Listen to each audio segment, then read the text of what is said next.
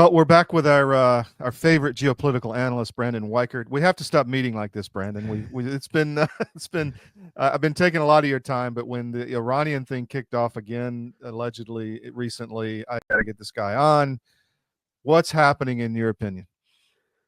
Well, thank you for having me. It looks like the thirst for war is still very high in certain quarters in Israel and in the United States, and it's looking like, contrary to what some people are saying, we are probably going to be seeing some kind of airstrike between now and the end of the weekend from Israel, which of course will sort of rope us in. Yeah, I was wondering.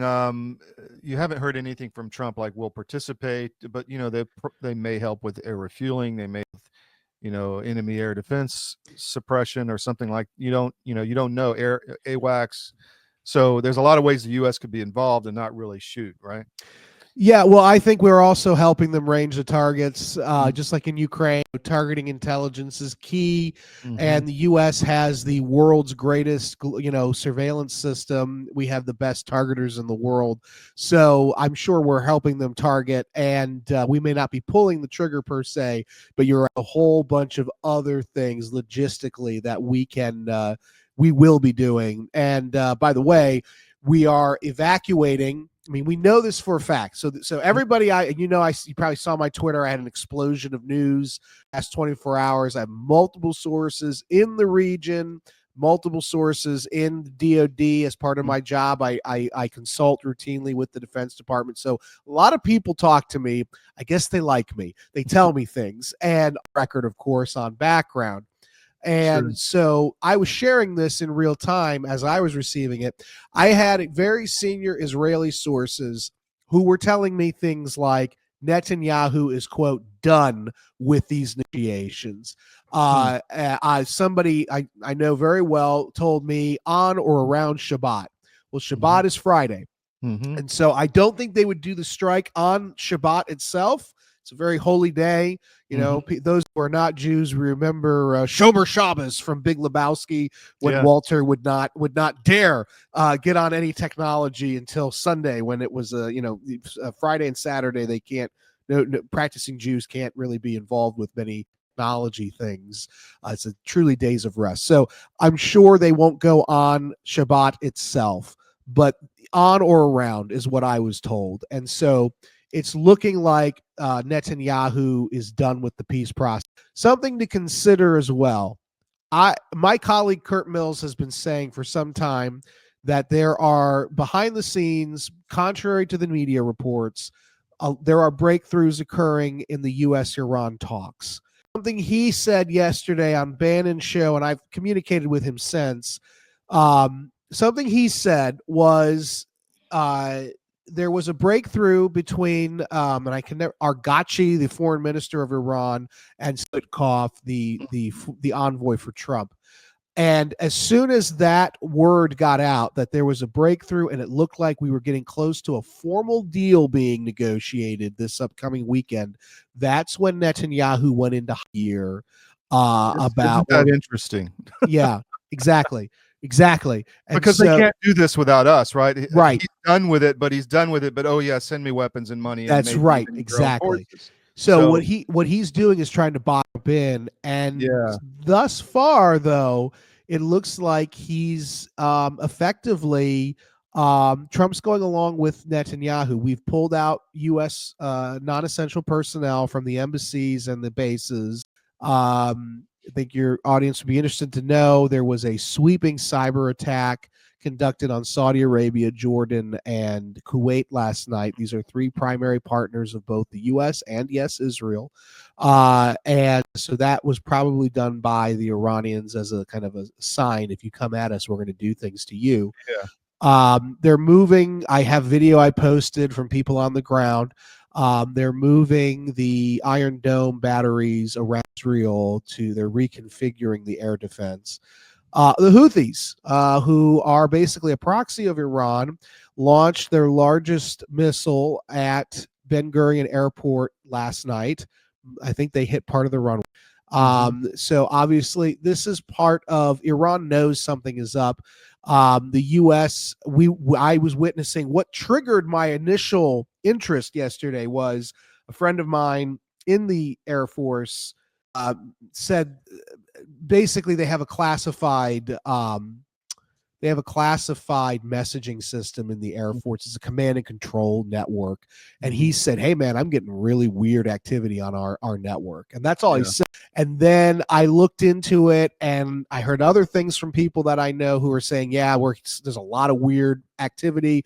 And then I heard from somebody else that there's a massive air flotilla, basically, of U.S. warplanes and refueling tankers flying over Anbar province in Iraq.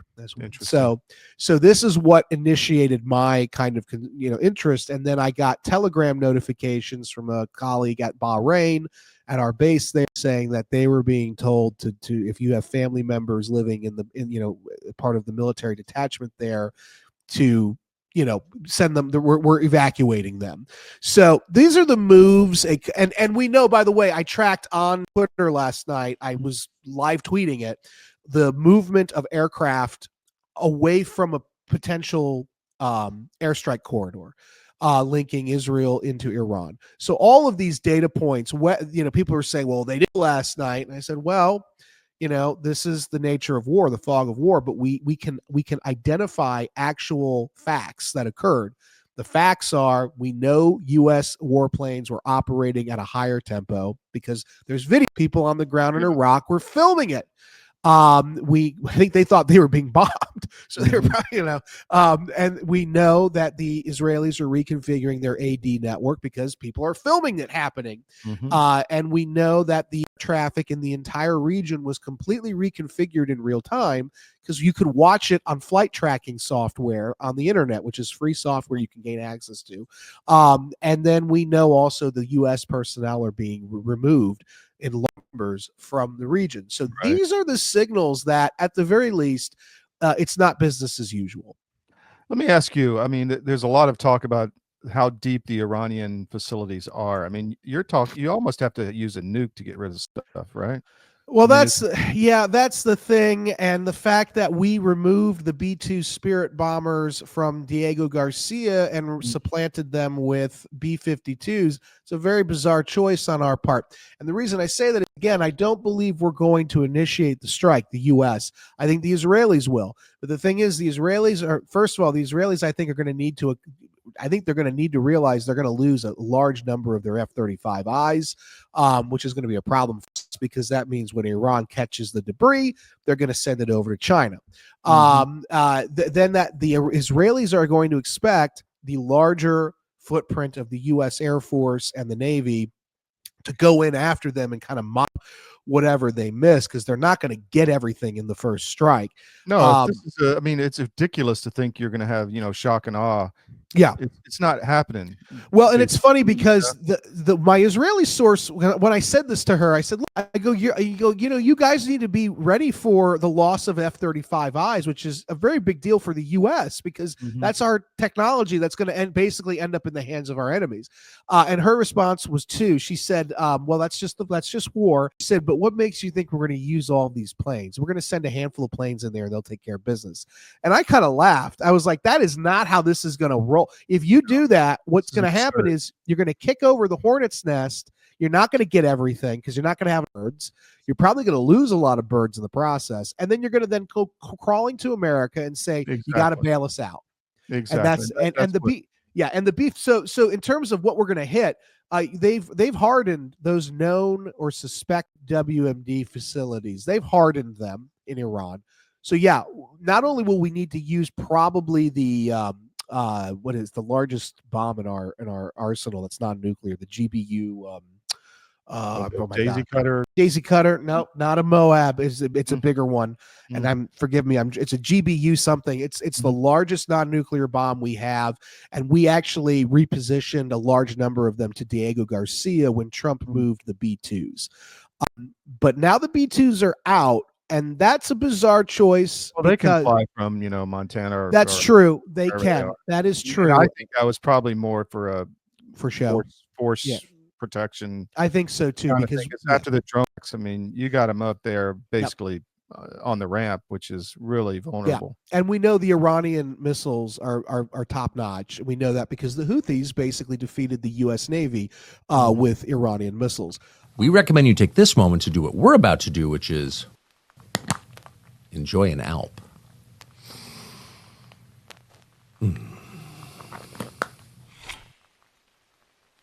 This is a special report.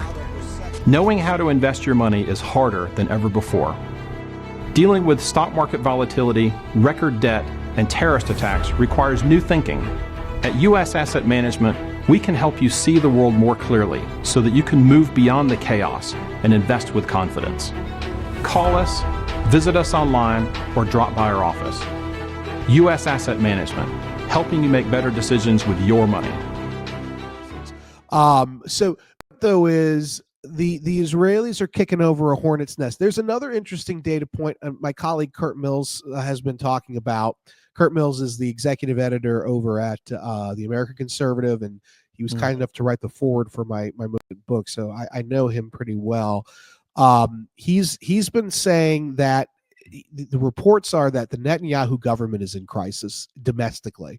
That basically, and in fact, there was a report, he tweeted this out early this morning.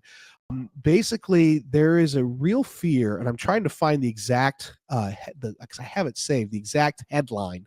There is a real fear that Netanyahu's government faces possible collapse as opposition. So all of this is happening.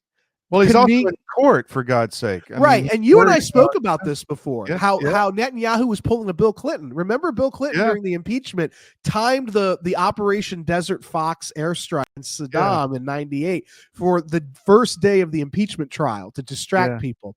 Netanyahu, regardless of what people think of Netanyahu, they love him, they hate him, he's a politician. This is what politicians do. And so he is in a major political crisis at home. And what is he doing? He's distracting his people by kicking over a hornet's nest. And he can't have the war end because then he doesn't have that tool anymore. That's right. You know, and I put out an article, actually I reprinted one I wrote in April that said if Trump bombs Iran, and it could be this presidency. At least, will be. Yeah. It will be. Let me just make that clear for your audience. George W. Bush came into office in 2000. People don't remember this because 9/11, kind of rewrote everything. But his second against Al Gore, I remember it vividly. I was young, but I remember watching it. And he lectured Al Gore about how the U.S. military is not some big green humanitarian, Meals on Wheels machine, and how he was very annoyed that Clinton and Gore in the 90s had basically used the U.S. military for reasons that were not strategic, and most Americans wouldn't support that. And then, of course, a year later, everything changed, and suddenly he became the biggest intervention guy. But he was not an interventionista to begin with.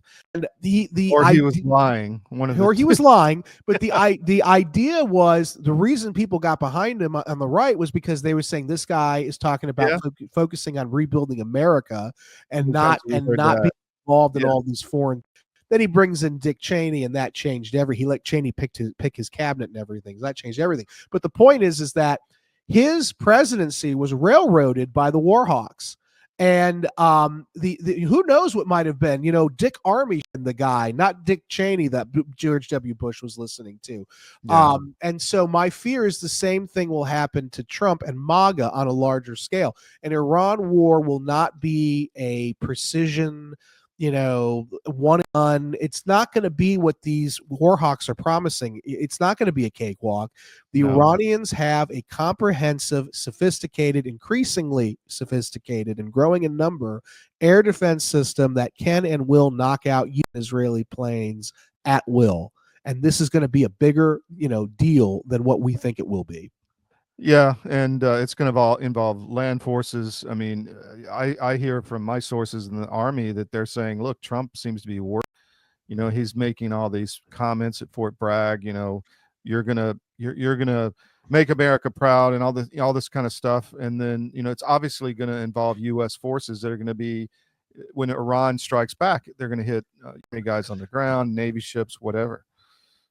Yeah, no, you're right. And that speech at Fort Bragg, everybody was, cheering, but I thought it was a very weird speech. It was very ominous. It was a very ominous speech. Exactly. Now, look, I used to consult when he was there. I don't know if he's still there with General Tabor's group over at Bragg, and I so. These guys are going to be on the front line. And when we talk about airstrikes and no boots on the ground, people don't realize usually when you have precision airstrikes, there's usually a special forces team on site lasing the target. Sure. And so we're going to have to infiltrate guys into Iran. The last time we did that in any large scale was the Iranian crisis, and that was a disaster. Desert One was a nightmare. Now we've gotten better at those operations since the 70s. But this will end the Trump presidency, and it will end MAGA. There will be no great golden age that was promised. It will be, something. I completely agree, and that's my fear. And so we're just trying to. All we can do is educate. I noticed Tucker put out a second interview with Jeffrey Sachs last night. It was. I thought it was quite good. Well, great. Anything else we need to talk about while I've got you? Well, keep an eye on these riots. It's not a coincidence that all of this chaos geopolitically is happening at the same time that the riots are happening. I cannot stress this enough. The riots are not organic. They're not domestic only. There are many, many foreign interests who are piggybacking onto this, notably Claudia Sheinbaum, the president of Mexico, who, by the way, her party, she's the same party as AMLO, the last president, the Bernie Sanders of Mexico. That's up in your grill. She's like, what? We're going to mobilize our people in the United States. Yeah, well, this all started after Trump and the big, beautiful bill, the House version. It's working its way through the Senate, but there's a 3.5% tax on all remittances going to Mexico. So that's when all this started, and she started promising mass riots in the United States until it stopped. These remittance taxes. You've got Venezuela all over the place.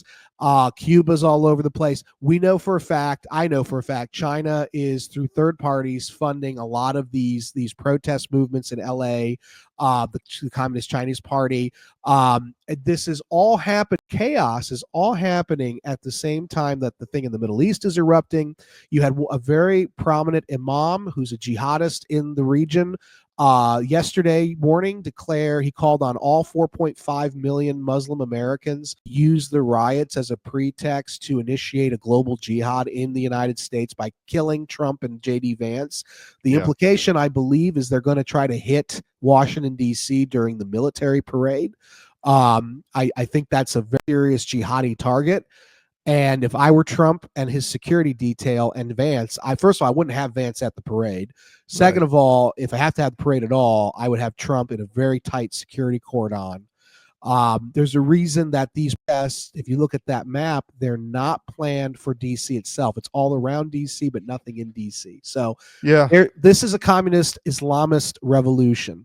Yeah, they're working together. And the aircraft I flew was to do that Iran mission, which failed so horribly. So the Pavlo, but so I know a lot about that whole mission, and it's not simple. So no, and Iran's not an easy target. It's big. It's geographically complex. Every Air Force pilot, now the desk jockeys I talked to, it's a different story, but every Air Force pilot who's ever rotated into CENTCOM's AOR has always told me Iran is a very nasty target. We do not want to have to deal with them. I hope I don't have to have you back real soon after the strike, but we'll see. This weekend will be the deadline, I think. Yeah, I hope that Trump has. I hope he prevails and is smart enough, and I just worry about who's around him, and I worry about the shift in tone. So anyway, thank you very much, my friend. I got to go for the show here live shortly, but thanks a lot. Take care. We'll see you soon. Bye.